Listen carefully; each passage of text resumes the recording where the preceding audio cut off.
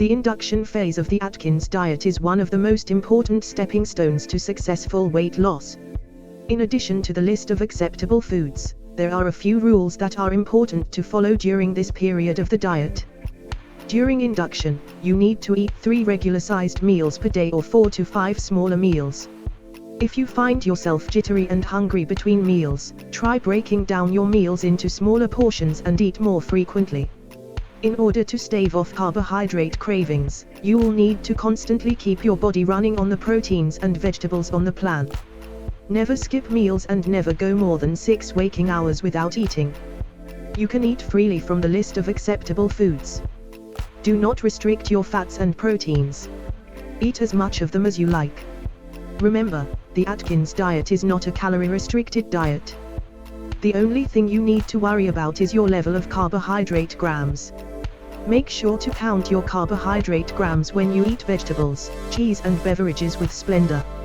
At least 12 to 15 grams of your allowed carbohydrates should be from your vegetable list. While it may be tempting to eat them all in cheese, vegetables are important to your digestive system, especially while on this diet. Avoid all fruit, bread, pasta, grains and starchy vegetables, like cauliflower or squash, during this initial period. These foods will be slowly introduced throughout the course of the pre-maintenance phase. Although beans are high in protein, they also include carbohydrates and should be avoided during this phase. If you feel that you must have some grain products, you should limit yourself to high-fiber low-carbohydrate products.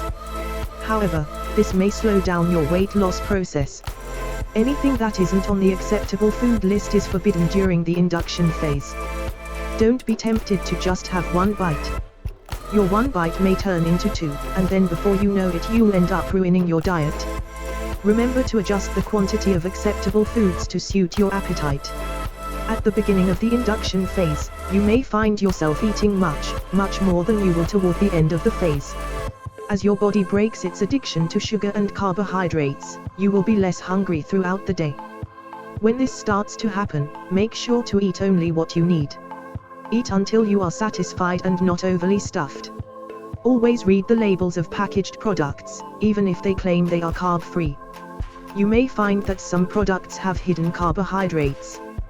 The law allows manufacturers to round off to 0 if a product has fewer than 0.5 grams of carbohydrates.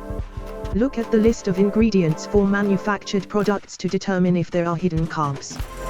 You'll also need to watch out for hidden carbohydrates when you eat out.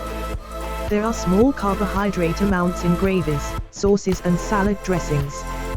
The best bet is to eat your meat without sauce and eat your salad with olive oil and vinegar dressing.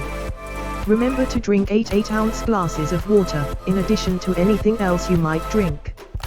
This will keep your body hydrated and help you avoid constipation. You'll also be able to flush out the byproducts created by fat burning.